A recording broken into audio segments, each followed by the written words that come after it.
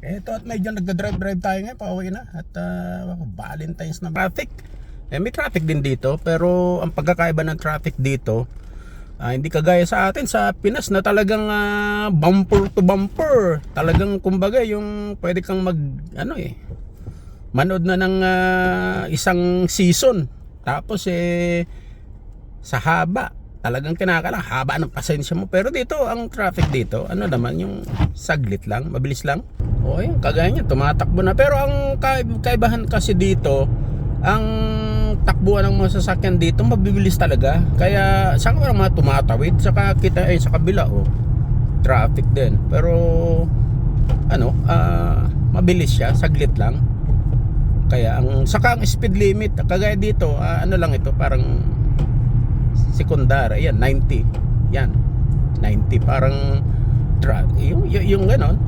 So sa atin mga 60 lang So anyway, pinapakita ko lang sa inyo dito, ito Valentine's. Sa Valentine's talagang malamig ang Valentine's natin dito, kaya kailangan may tisay ka palagi na pampainit. Ngayon ang mga hindi sinasabi ko lang naman baga parang share, pwedeng totoo, pwedeng hindi, depende sa napapanood niya, napapakinggan sa inyo perspective din yan kasi marami kasing mga, di ba, mga nagsasabi ganito, paano ka magkajowa ng maganda, mga mind games. Pero in reality, kagaya mga cheesy pick up na hulog ka ba ng langit kasi mga gano, para kang anghel na bumawa sa lupa para kumain ng saging. Sa totoong buhay, sa tisay hindi siya nag-work or yun. Ayaw ng mga tisay ng yung mga parang yung tagla smooth, yung magaling ka mambola, okay, nagpapatawa ka, pero yung sense of humor mo na related sa topic, at saka hindi kayong, kasi Asian hindi sila masyadong sa talaga sa Asian, kasi ang daming mga Asian na may hina, lalo na yung mga mahirap na sabihin kasi para ka-open naman tayo. Pero in reality, marami talagang Asia na bukod sa below performance, maliliit. Pero hindi naman lahat ng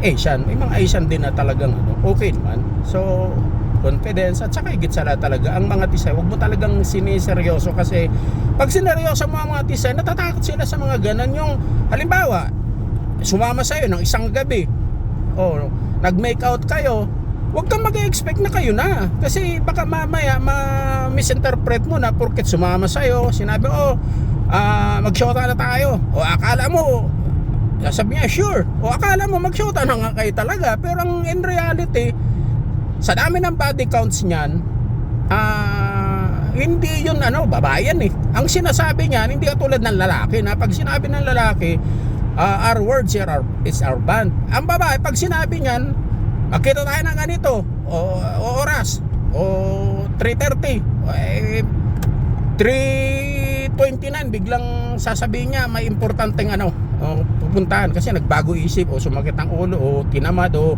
parang feel niya. Tapos pag nagkita naman kayo, sa kanya, kasi sanay yan sanay makipagjowa yan, sanay sa lalaki nagbibilang. Wala naman tisay na ang jowa isa lang, dalawa, maraming experience niyan talagang. Kasi dito normal 14 years old kaya pagka halimbawa Asian ka, Pinoy ka, hindi ka sanay sa mga tisay, akala mo nakajackpot ka kasi sumama na sa'yo. Hindi ganun, hindi totoo yun. Kasi ang mga tisay talaga, hindi katulad ng Pinay, na ang Pinay pagka may nangyari sa inyo, kayo na, kasi binigay na ang langit at lupa. O ang tisay, marami nang pinagbigyan yan, hindi naman sasabihin sa'yo. Pero pagka naandito ka kasi at nagkajowa ka, tapos mga rejection, siyempre normal na yan, rejection. Kung walang talagang siseryosohin, pag sineryoso mo ang mga tisay, talo ka. Kaya huwag mo talaga silang siseryosohin. Come what may, yung parang lang, kung gusto mo, kung ayaw mo, diwag.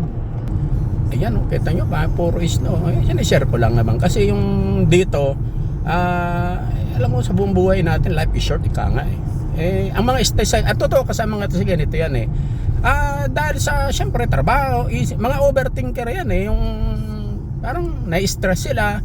Kaya meron ka ding skill, o halimbawa yung isang tisay, gusto niya massage, tatawagan ka niyan, massage mo nga ako babe, kasi mamassage mo, Iba yung may skill ka din, hindi lang naman yun. Saka magaling ka talaga sa foreplay. Tapos may sense of humor ka. Hindi yung pera-pera na, ito, bibilang ka sa yung pera, mayaman ako, pera lang habol mo. Yung mga nagsasabi niyan, pera lang habol. Ito yung mga walang pera. Hindi ganun yun. Kasi may mga pera din yan. Yung mga gold digger na, ano lang yun, sa social media. Pagka, mga ano lang yun. Hindi na, maraming tisay ang hindi mo naman kayang dalhin sa pera, no? Kasi, ano rin sila, piliin mo lang yung mga tisay na medyo talagang ano din. Baga, lahat naman yan well educated eh. Meron din siguro yung mga, marami din yan, may mga gold digger, marami yan. Pero in reality, ba't ka naman, wala ka namang gold eh. Ang ano lang naman sa'yo, lakas ng loob eh. Yung kumbaga, kung gusto mo, ayaw mo, diwag. Walang mawawala sa'yo. Kaya kumbaga, iba rin yung confidence ka, tapos iba talaga may sense humor ka, at saka iba talaga yung ano, yung astig ang dating mo. At higit sa lahat yung, kasi dito test and drive. Kinakailangan talagang hindi yung sausaw suka maulitaya, yung parang tusikan, sampahilig tulog, putya, pagtatawanan ka.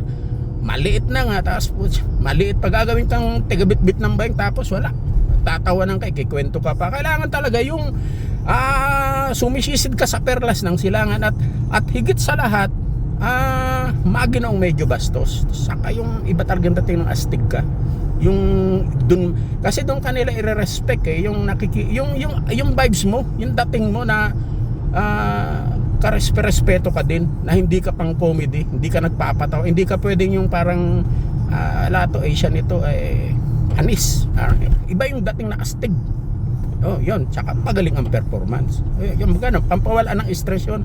Kasi pagka napasaya mo yan, happy ending, minasal mo, happy ending, hanap-hanapin ka, babalik-balikan ka. Kung hindi, wala na, hindi ka natatawagan, hindi ka natasagutin, pati text mo, dead ka na, body count ka na lang. Yan ang reality dito. Kung gusto mo magkajowa ng tisay, kung hindi, hanggang panaginip na lang, ganun talaga, Mariam Palad. Ganun. Pero pwede siya.